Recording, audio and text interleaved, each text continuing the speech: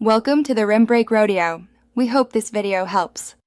In this video, I will show how to jump start a Toyota Prius. First, locate the 12V battery access panel and clear the area of debris and tools. Inspect cables for corrosion and ensure clamps are clean and tight. Confirm both cars are off, set to accessory mode when instructed, and keep bystanders at a safe distance while you connect the jumper cables.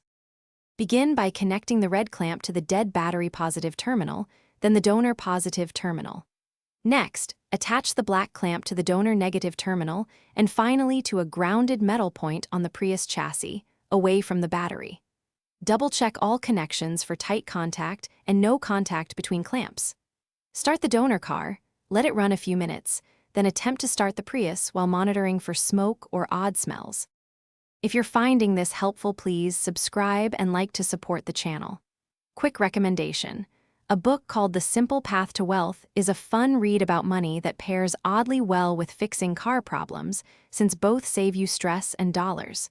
Check the description for the link and other deals and pick it up if you're curious. Thanks for the support. Now let's get back to the video. Once the Prius starts, remove clamps in the reverse order.